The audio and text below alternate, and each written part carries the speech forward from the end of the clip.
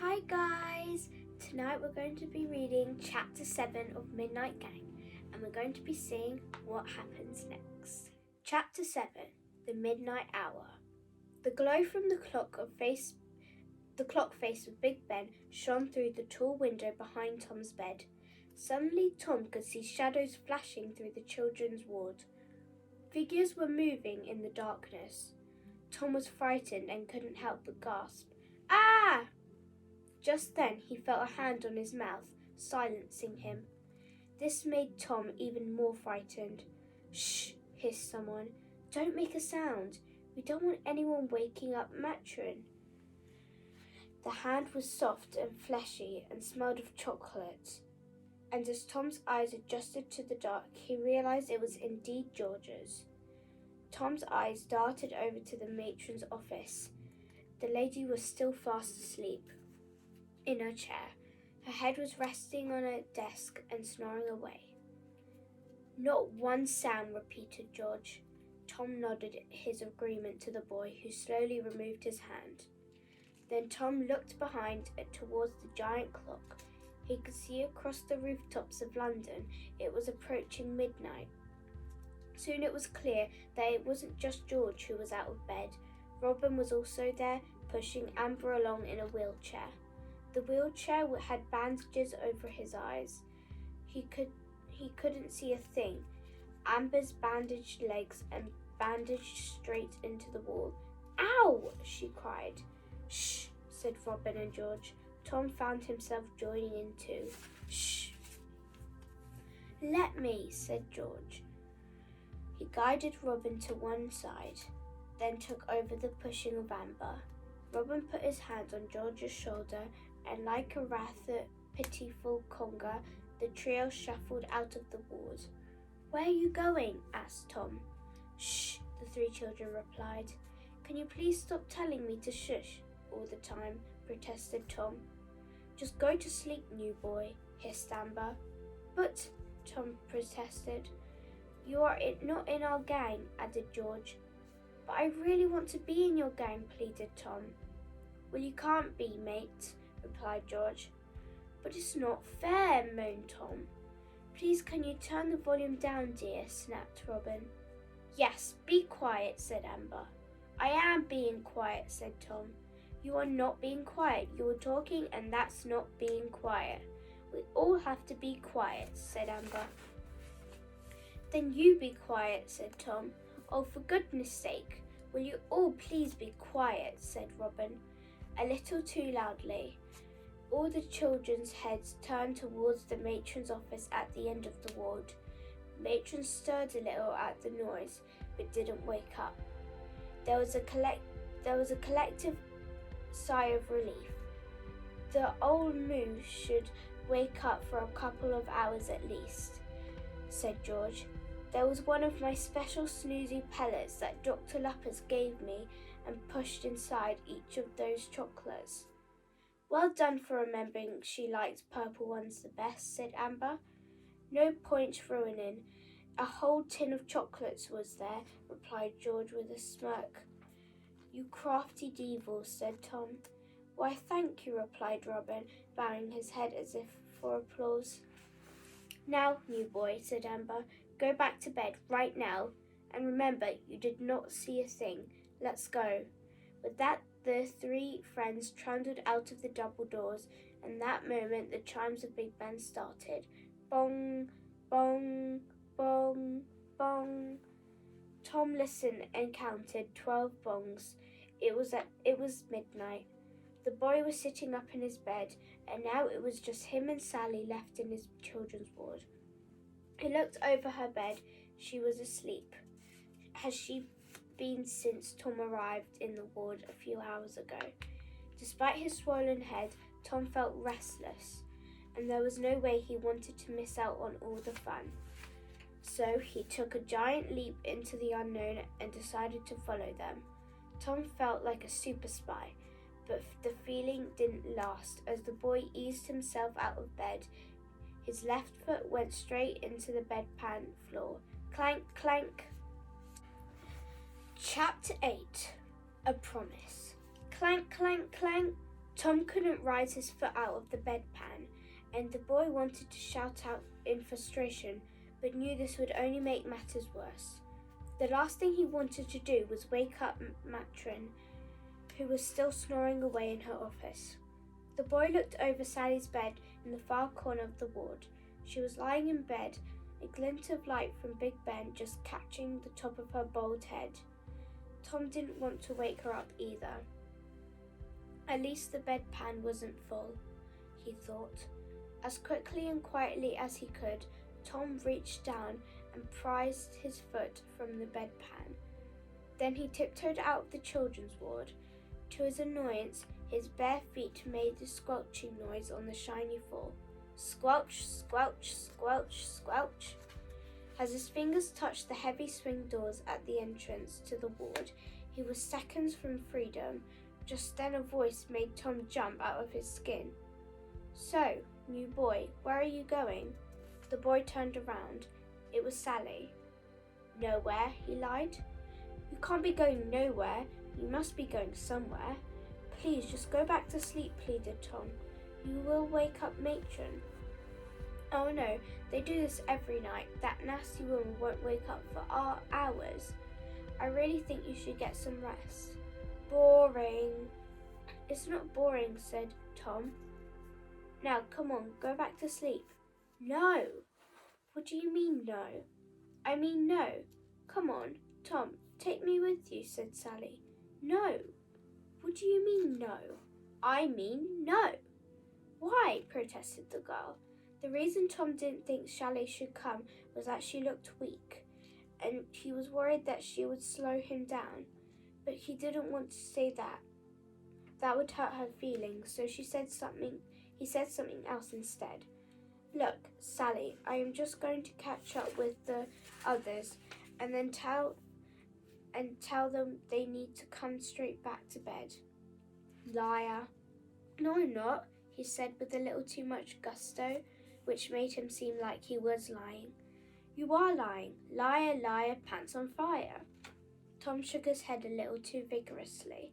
"I know you must think I'm not going to keep up with you or something," said Sally. "No." "Yes, come on, admit it. I'm not stupid." "No," thought Tom. "This girl is smart, super smart." There weren't any girls in Tom's boarding school, so he had hardly met any. Tom hadn't thought that girls could be smart. The boys immediately had a feeling that this girl could beat him at everything. Tom didn't like that feeling. "No, it's not that, honest," lied the boy. Then as he stood there looking at her,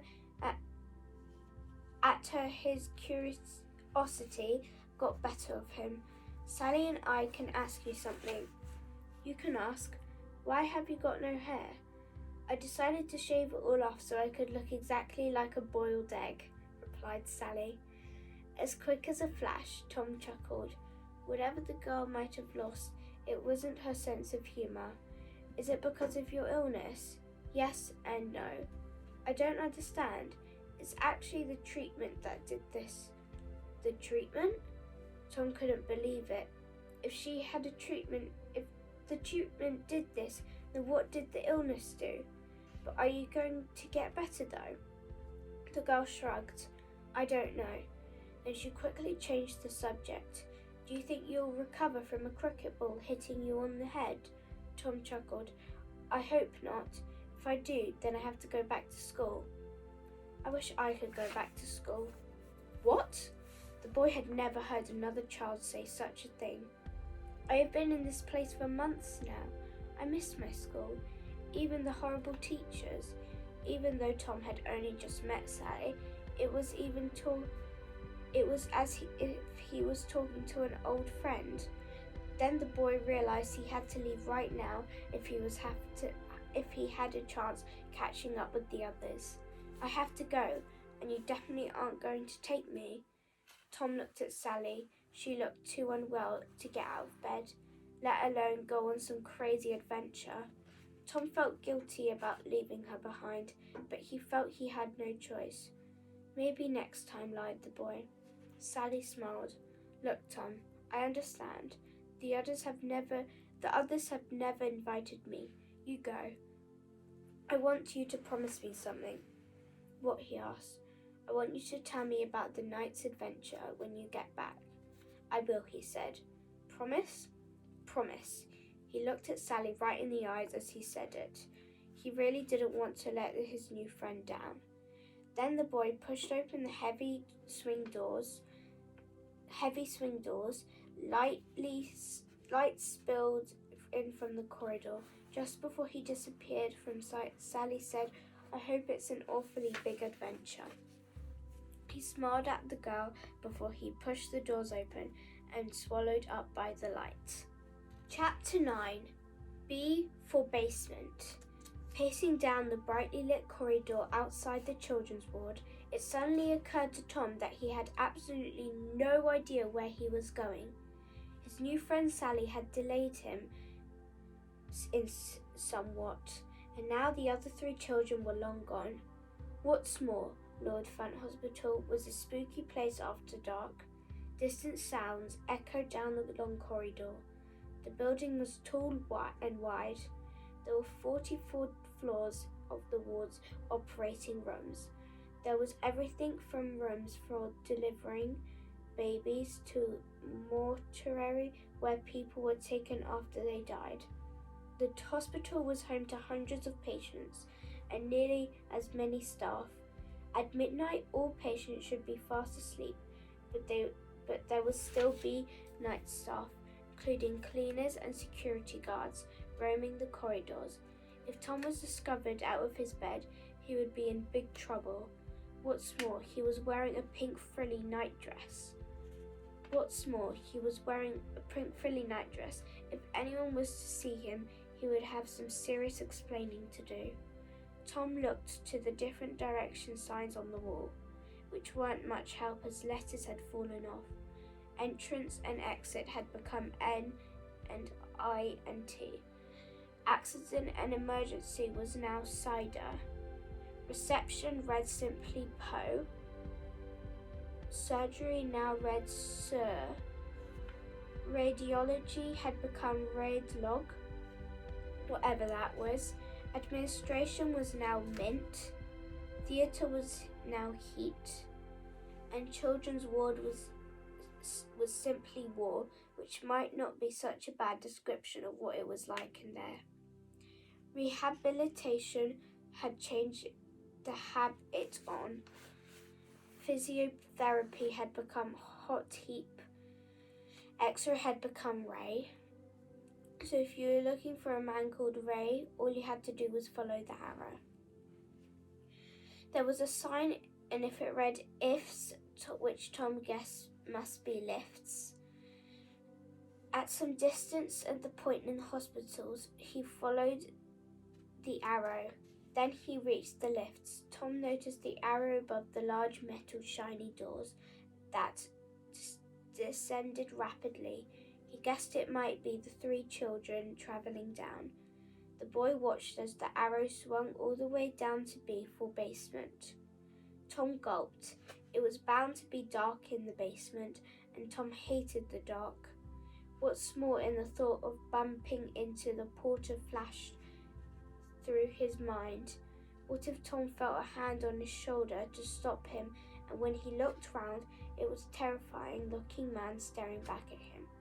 For a moment the boy felt like turning back, and then he realized that Sally might think he was a scaredy cat. So, with some hesitation, he pushed the button and waited nervously for the lift to come. Ping! The doors opened. Ping! The doors closed. With his finger trembling, Tom pushed B for basement, and the lift trundled down into the darkest depths of the hospital. With a jolt, the lift stopped. Ping! The doors opened, and Tom stepped out into the darkness. The boy was now alone in the basement of Lord-Front Hospital. His bare feet felt the cold, wet concrete beneath him. Above him on the ceiling was a strip of fluorescent lights, though most had blown, meaning it was just pitch black down here. Ping! Tom jumped. It was just the lift doors closing after him. The sound of water dripping from pipes echoed along the corridor ahead of him. Slowly, Tom made his way along it. When he came to the end, there were 4 corridors, 2 left and 2 to the right. It was a maze down there. The boy looked to see if he could make out any wheelchair tracks on the floor. It was hard to see anything with so little light, so Tom bent down to study the floor. At that moment, a creature brushed past his face. "Ah!" he screamed, and echoed down the corridor. First, Tom thought it might have been a rat, but he could see just the creature hopping off. It looked more like a bird, but if it was a bird, what was it doing all the way down here? In the dirt on the floor, Tom could see more tire marks heading down the corridors on the right, so he followed them. After a few paces, he could feel the stale air in the basement becoming warmer. Just up ahead was a giant furnace where hospital's waste had been burned. Not far from that, Tom saw a huge basket on the wheels. He looked inside. It was full of laundry. Above it was a small hatch. Just then, more bed sheets tumbled out of the hatch and fell onto the laundry basket. The boy realized that this must be the end of the chute leading down from the wards above. Every few paces there were doors and more corridors. Tom followed the tire tracks as they snaked their way through the basement. The tracks led onto a corridor that was pitch black. All the lights in the section of the basement must be broken, thought Tom. The boy hesitated before going forward. His worst fear was the dark. Still, it seemed foolish to turn back now. He might be about to find the other children and uncover their secret midnight adventure. Slowly, Tom tiptoed forward. Soon it was so dark that he could not see his own hand in front of his face. Now he had to grope along in the damp walls to find his way. Just then, clang! A deafening noise echoed down the corridors. It sounded like a heavy metal door being shut. Tom wondered who else might be down here with him. The porter? Frozen in fear, the boy stopped dead. He listened and listened and listened. But now all he could hear was silence. A deep dread all but swallowed him up. Although he stood still, he felt as if he was running or falling or drowning. Tom realized that coming down to the basement alone was a terrible mistake. He had to get out of there, right now. He began to retrace his steps, but a panic lost his way. Soon he was running barefoot down the corridors in the pink frilly nightdress, flapping as he went. Out of breath and still feeling woozy from the cricket ball hitting his head, Tom stopped for a moment. Then he felt something to grab his shoulder. He turned round and it was a hand. "Ah!" he screamed. Now that's the end. I hope you stay tuned for the next video because you want to find out who touched him on his shoulder. Now I hope you have a very good night, and we'll be starting next video, chapter 10, Rabbit Dropping Roulette. Okay, bye!